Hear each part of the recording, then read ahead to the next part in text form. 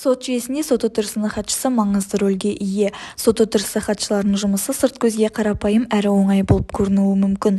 Алайда сотта қаралатын кез келген істің өзіндік қиындықтарымен қатар істі өндіріске дайындау сатылары болады.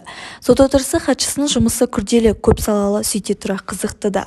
Қазіргідей карантин кезінде сот жүйесінің онлайн қаралуында сот отырысы хатшыларының жұмысы күрделене түскені анық. Сот отырысын онлайн қарау тараптардың сотқа келіп уақыт кетірмей, уақыттарын үнемдеуге септігін тигізсе, істерді қарауды созбалаңқыға салмай, тараптардың онлайн байланысқа уақытылы қосылып қаралуына жағдай жасау тікелей сот отырысы хатшысына байланысты екені белгілі.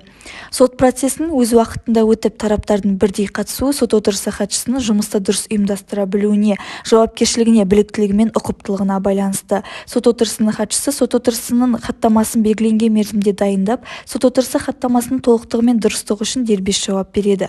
Және тез арада орындауға жататын үкімдер, заңды күшіне енген сот актілері бойынша атқару құжаттарын жазып орындауға жібереді, анықтама қағаздарын толтырады, апелляциялық жеке шағым, прокурордың наразылығымен түскен қылмыстық істерді жоғары тұрған соттарға жібереді, процеске қатысушыларға ол жөнінде хабарлайды, аяқталған қылмыстық істерді уақытында кеңсеге тапсырады, төрағаның, судьялардың және кеңсе меңгерушісінің тапсырмасы бойынша өзге де кеңсе жұмыстарын атқарады, өзіне жүктелген және Қазақстан Республикасының заңнамасына қайшы келмейтін басқа да міндеттерді орындайды.